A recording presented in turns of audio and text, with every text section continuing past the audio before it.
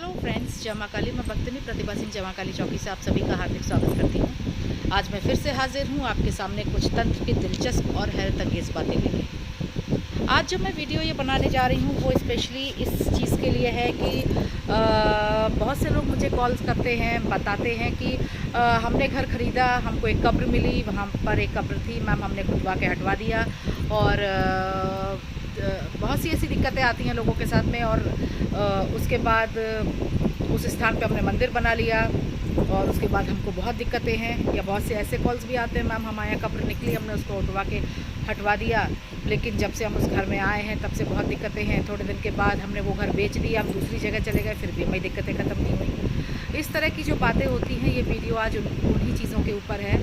अगर आपके साथ ऐसा हो रहा है तो आप एक बात जान लीजिए कि पहली बात, अगर आप जिस स्थान को ख़रीदते हैं वहाँ किसी की कब्र मिल जाती है और अगर आप वहाँ माफ़ीनामा पेश नहीं करते हैं तो आप बहुत बड़ी गलती कर रहे हैं, बहुत बड़ी। क्योंकि ऐसी शक्तियाँ, ऐसा नहीं होता कि आपने जगह चेंज कर ली, आपने स्थान चेंज कर लिया तो वो आपको छोड़ देंगी। वो आपको बिल्कुल नहीं छोड़ेंगी। आप जहाँ जाएंगे वो आपके साथ जाएंगी, आपके घर में तबाही काट देंगी, बीमारियाँ घुस पड़ेंगी आपके घर में, पैसा आना एकदम बंद हो जाएगा, व्यापार व्यवसाय एकदम ठप हो जाएगा, सारी की सारी चीज़ें आपके बिल्कुल विपरीत हो जाएंगी, एकदम खिलाफ हो जाएंगी। और ऐसी स्थिति में माफ़ीनामे पेश किए जाते हैं। अगर आपके घर में कोई कब्र या मज़ार निकल आती है, कब्र निकल आती है खास सूरत से, सॉरी, तो आप माफ़ीनामा पेश कीजिए और माफ़ीनामे में अगरबत्तियाँ जलाइए, मिठाई चढ़ाइए और बिल्कुल उस स्थान पे मंदिर तो बिल्कुल भी मत बनवाइए, क्योंकि किसी का भी अपमान करना बेहद गलत है। लोग अक्सर ऐसा कर देते हैं।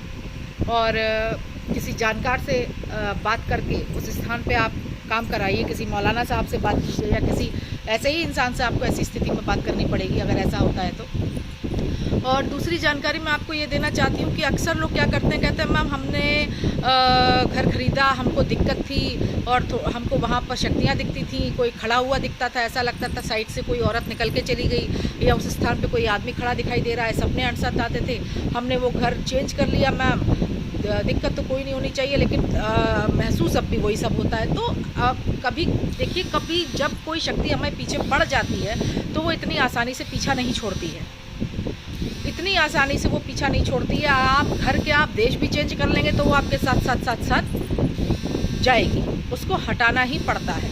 और इसीलिए तंत्र का सहारा लिया जाता है, इसलिए तंत्र को बहुत प्रबल माना गया है। और इसी तरह की हरकतें लोगों के साथ अक्सर होते दिखाई देती हैं। तंत्र के अखाड़े में इन चीज़ों का काट है, तंत्र के अखाड़े में हर चीज़ का काट है।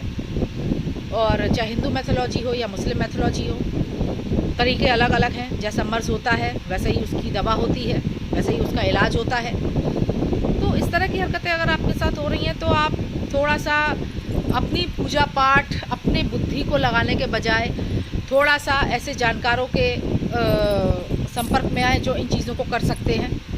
क्योंकि अगर आप ऐसा नहीं करते हैं तो समझ लीजिए आप बहुत बड़ी मुसीबत को आप दावत दे रहे हैं अपने घर में।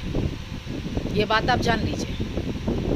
बहुत से इस तरह के कॉल्स मेरे पास आते हैं, बहुत से इस तरह के केसेस मैं करती हूँ, अनगिनत तरह तरह के केसेस मिलते हैं, लेकिन बात इतनी ही है कि कई साल आप समझ ही नहीं पाते कि आपके साथ क्या हो रहा है, क्या घटनाएं घटित हो रही हैं, और आप अपनी बुद्धि के हिसाब से चलते रहते हैं और इसलिए आप उन मुसीबतों से कभी निकल ही नहीं पाते हैं।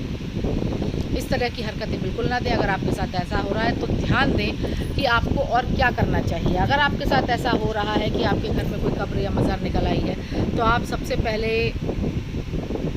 माफ़ीनामा पेश करें। उस स्थान पे मंदिर बिल्कुल भी ना बनाएं।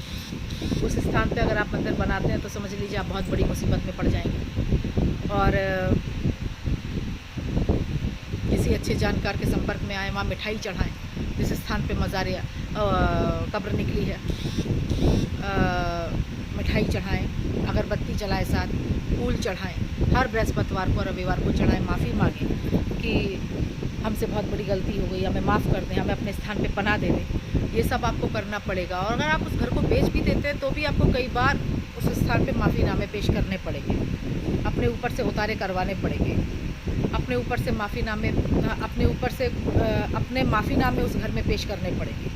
बहुत सी चीज़ें होती हैं जो हम नहीं जानते, बहुत सी ऐसी चीज़ें हैं जिनके बारे में हमें पता तक नहीं, पर उनका वजूद कायम है इस दुनिया में, उनका वजूद है इस धरती पे। इस तरह की खुराफातें करने से पहले कि आप अपने आप रुद्राभिषेक कराने लग गए, कोई क्या कहते हैं पूजा पाठ मंदिर के घंटे बजाने लग गए, हनुमान चालीसा पढ़ने लग गए, ये करने लग गए, अरे बहुत बड़ी मुसीबत हो जाएगी, बहुत ही बड़ी मुसीबत हो जाएगी जिसका कोई अंत ही नहीं। आपकी परेशानियों का कोई अंत नहीं होगा, ये आप जान लीजिए। तो इस तरह की हरकतें देने से पहले थोड़ा सोच लें। अगर आपके यहाँ ऐसा होता है तो किसी जानकार के संपर्क में आएँ, अच्छे जानकार के संपर्क में आएँ, उनसे बात करें, निवारण निकलवाएँ और आगे बढ़ें। इसी तरह की हैरत अंगेज़ जानकारियाँ लेके मैं आपके सामने आती रहूँगी। मैं भक्तिनी प्रतिभा सिंह, जय मां काली चौकी से। जय मां काली।